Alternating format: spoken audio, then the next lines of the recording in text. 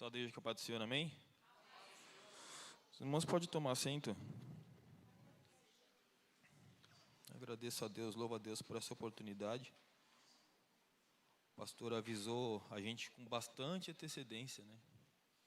Mas a gente está nessa correria do musical, trabalhando muito, né? E foi meio corrido tudo, mas Deus nos deu a sua palavra. E eu fiquei feliz até pela data e por ser uma das últimas do ano, porque eu trago comigo alguns anseios, algumas preocupações, algumas coisas que acontecem todo dezembro da minha vida, que eu acredito que com os irmãos também não é diferente. Eu estava ali em cima com o Saulo, foi no ensaio, último ensaio, que aí eu falei: Saulo, como vamos ficar para o ano que vem, né? A parte musical. Ele falou: não, o ano que vem a gente precisa dar uma reestruturada, dar um gás. E aí eu questionei ele, né? Ele até riu na hora. Eu falei: é engraçado que parece que a gente é viciado em ciclos, né? A gente é viciado no dezembro, né? Chega no dezembro, a gente fala: não, o ano que vem, quando virar o mês, parece que as 24 horas do dia 1º tem algo mágico nela que torna ela diferente das 24 horas do dia 31 de dezembro. Eu não sei o que acontece com a gente, que a gente vai para janeiro já pensando: não, agora esse ano eu vou fazer isso, esse ano eu vou acontecer aquilo, e quando chega em dezembro, pelo menos eu vejo que eu fracassei miseravelmente. E aí, no ensaio, esse musical foi um aprendizado muito grande para mim, porque eu vi as crianças empolgadas, né, pulando aqui, a Edilane ensaiando, as meninas pulando, de sapatilha, tudo feliz. E eu enxerguei inocência nas crianças, né, aquela alegria, né, que eu, lá atrás, né, também me vi muitas vezes. E aí a gente vai envelhecendo, né? A gente tem que trabalhar, a gente tem família, a gente tem responsabilidades. A gente enfrenta pessoas más aí fora que tira a gente do sério, né? A gente enfrenta pessoas más em todos os lugares, e isso vai endurecendo a gente, endurecendo, e parece que a nossa fé ela vai esmorecendo. E aí eu me peguei pensando de novo: não, dezembro, esse ano aconteceu isso, mas em janeiro, HIT versão 2024 vai vir. Só que em 22 eu falei que o HIT versão 2023 ia vir, e ele não veio. Ele não veio. Mas Deus, com a sua infinita misericórdia, né, olha para a gente. Por quê? Foi cantado o quê? Que a bondade, a misericórdia do Senhor nos segue, irmão. Não é que ela vem quando a gente ama. Ninguém te segue porque você pede. Né? A pessoa: me segue. Não, me acompanhe. Quando segue, é porque ela está te seguindo. A bondade de Deus te segue. Até quem não quer ela segue, ela vai atrás, ela caminha junto, ela caminha do ladinho, irmão. Porque o conceito de amor, eu estava conversando com a Raquel essa semana sobre isso, eu já disse isso aqui algumas vezes, né? Toda vez que a gente pega a Bíblia, a gente vê o sacrifício de Cristo na cruz do Calvário, a gente vê um Cristo falando de amor e de justiça. E amor e justiça, se a gente for ver, essas palavras não cabem na mesma frase. Porque em amor você perdoa, em justiça você pune. Só que a justiça de Cristo é diferente. É como uma roupa, né? Já usei esse exemplo aqui algumas vezes, né? A roupa, ela serviu em você, então ela ficou justa. A roupa ficou justa. A justiça de Deus pega toda a maldade, todo o pecado, toda a imundícia da minha vida e faz caber tudo dentro do amor dele. Então essa é a justiça de Cristo. Então, tendo visto todas essas minhas frustrações, todos esses meus anseios, que eu acredito que sejam de muitos, vamos à palavra de Deus. Louvado seja o nome do Senhor. Livro de Apocalipse. Esse capítulo, irmãos, é o capítulo da minha vida. Capítulo 2 de Apocalipse. Ao anjo da igreja de Éfeso. Os irmãos já devem estar cansados de ouvir eu ler esse versículo. Estas são as palavras daquele que tem as 7. Irmãos, toda vez que a Bíblia fala de 7, ela está falando de totalidade, não são 7. É mensagem para todas as igrejas, né? As 7 estrelas em sua mão direita, e anda entre os 7 candelabros de ouro. Conheço as suas obras, o seu trabalho árduo, a sua perseverança. Sei que não pode tolerar homens maus, que pôs à prova os que dizem ser apóstolos, mas não são. Descobriu que eles eram impostores. Você tem perseverado e suportado sofrimentos por causa do meu nome, e não tem desfalecido. Versículo 4. Contra vocês, porém, tenho isto: você abandonou o seu primeiro amor. Versículo 5. Lembre-se de onde caiu, arrependa-se e pratique as obras que praticava no princípio. Se não se arrepender, virei a você e tirarei o candelabro do lugar dele. Mas há uma coisa a seu favor: você odeia as práticas dos nicolaítas, como eu também as odeio. Aquele que tem ouvidos, ouça o que o Espírito diz às igrejas.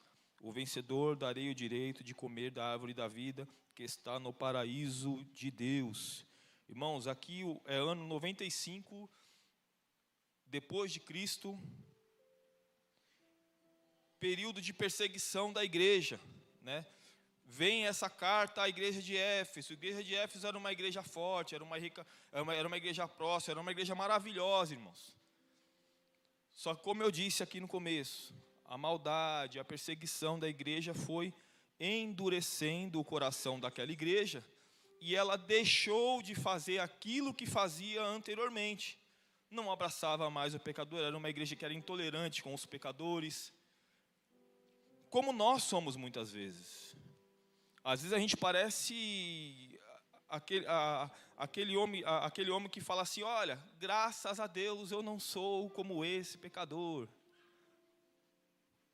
Porque é muito fácil a gente ter um olhar crítico para tudo. Então, no contexto dessa igreja, ela era uma igreja que abraçava todo mundo, era uma igreja rica em amor, e ela deixou as práticas dela. Eu vinha pensando no texto que eu ia ler hoje, e por algum motivo, durante 2 semanas, a única palavra que vinha no meu coração, inclusive em conversas, era ressignificar. Existem algumas coisas na minha vida que eu preciso trazer um novo significado. Porque por algum acidente, por algum problema, algumas coisas se perderam, sentimentos se foram. A gente passa a ser intolerante com muita coisa. Porque a maldade, ela é tremenda, ela é muito grande, que nos cerca. E a igreja de Éfeso, ela estava nesse contexto de perseguição, de maldade. E eu lendo hoje, eu pensei, o ambiente não pode me forjar. O lugar que eu habito não pode me forjar, não pode me transformar. Eu não sou fruto do chão que eu piso. Eu sou um servo de Deus com identidade, com paternidade, de lá de cima. Não é o lugar onde eu coloco o meu pé que vai mudar o meu jeito de me comportar com o meu próximo, o meu jeito de olhar para o miserável que está aí fora precisando de ajuda, que não tem às vezes o que comer. Essa é a mensagem da minha vida, porque eu mudo. Eu não sei você, mas eu mudo. Eu mudo. Eu sou mau, o meu ouvido é mau, a minha boca é mau, o meu olho é mau. Eu não sei você, mas eu sou mau. Paulo mesmo disse: miserável homem que sou. Miserável homem que sou. A palavra misericórdia, se os irmãos procurarem ela juntinhos, os irmãos vão ver que o significado dela é intestino, não tem nada a ver, né? Mas quando você separa miseres e córdia, miséria, córdia, coração, Deus pega toda a nossa miséria e traz para dentro do coração dele. Os irmãos já ouviram falar de pessoas que são importantes? A palavra importante significa trazer para dentro. Ah, você é importante para mim. Você é tão especial que eu trago você para dentro de mim. Ah, tem importância. Não, mas você é importante. Você é importante para Deus. Deus pega toda a miséria, irmãos, que nós somos e traz para dentro dele. Mesmo passando janeiro pecando, fevereiro, março, abril, maio, junho, julho, agosto, setembro, outubro, novembro, dezembro, dia 31, vou fazer uma oração à meia-noite, às 24 horas do dia 1º, versão nova. Versão 2024, agora mudou tudo, Marcão, Agora o hit que vem nessa versão aqui, ele é diferente. Ei, hit, lembra de onde você caiu, volta lá atrás e levanta.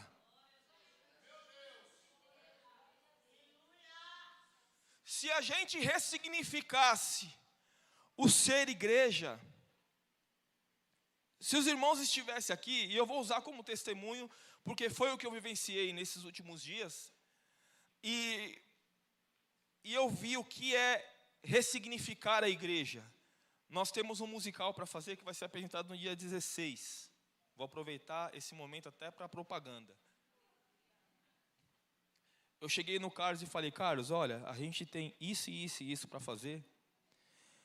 E eu preciso de X para montar isso. Ele, poxa, Rit, a igreja teve alguns compromissos sérios, né, de energia, né? Isso aí o pastor já deixou bem claro aqui. Não preciso ficar batendo nessa tecla. Eu falei, tudo bem, então eu vou reduzir. E como em casa a Raquel fala que eu sou até o mão de vaca, então eu reduzi pela metade. O Carlos está, cadê o Carlos? Está lá embaixo. Aí, irmãos, eu falei, tá, mas Deus, não vai ficar do jeito que a gente gostaria. Aí a Raquel olhou para mim e falou assim, amor, vamos fazer assim? Ela tem mais fé que eu. E é aí onde eu ressignifico a minha fé. Não, vamos fazer, vamos apertar, vamos. Tá. Acrescentamos mais algumas coisas. Faltava uma coisa. E eu falei, Deus, é uma coisa que falta. Deus usou uma outra pessoa e colocou.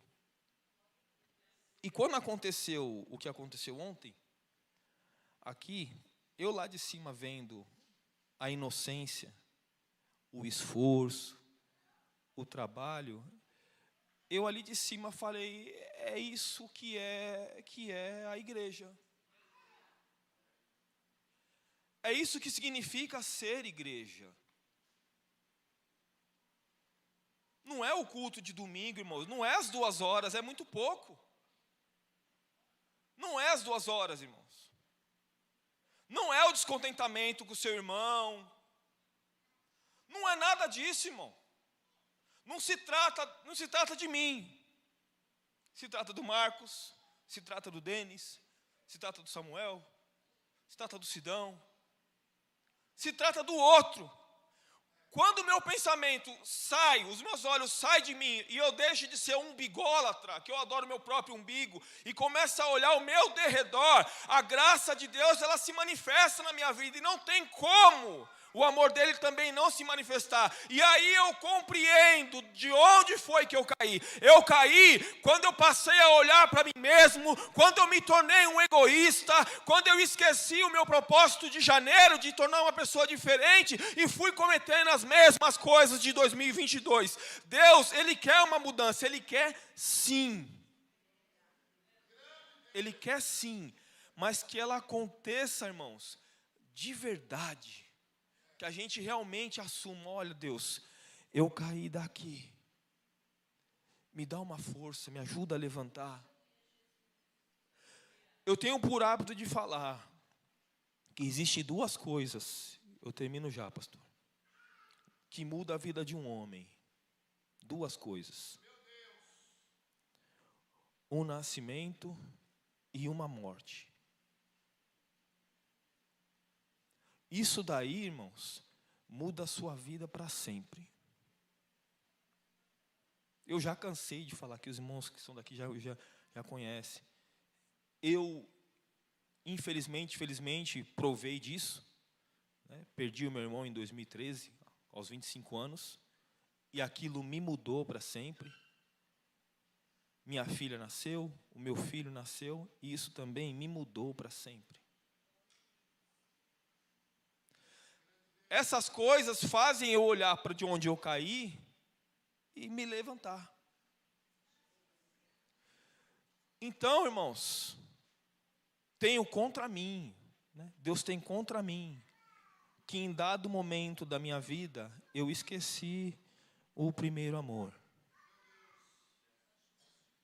Mas Ele me mostra toda vez da onde foi que eu caí, e quando eu voltar para lá, a certeza que eu carrego comigo é que as mãos dele vão estar estendidas para me erguer, para me dar força, para me fortalecer e me ajudar a caminhar. Mesmo que eu erre de novo, mesmo que eu esqueça de novo, eu vou voltar lá, ele vai me erguer e eu vou voltar a caminhar. Sabe por quê, irmãos? Porque o amor dele não tem fim. A Bíblia diz que Deus, ele é amor. A Bíblia não está falando que ele ama de vez em quando, não. Está falando que ele é amor. Ele não tem outra opção senão amar. Ele não tem outra opção se não for amar.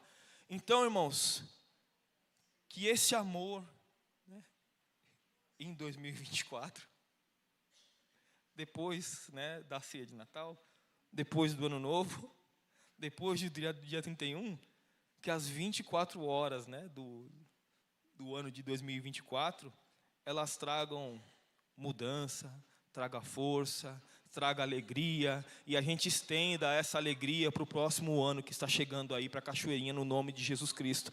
Amém? Deus abençoe no nome de Jesus.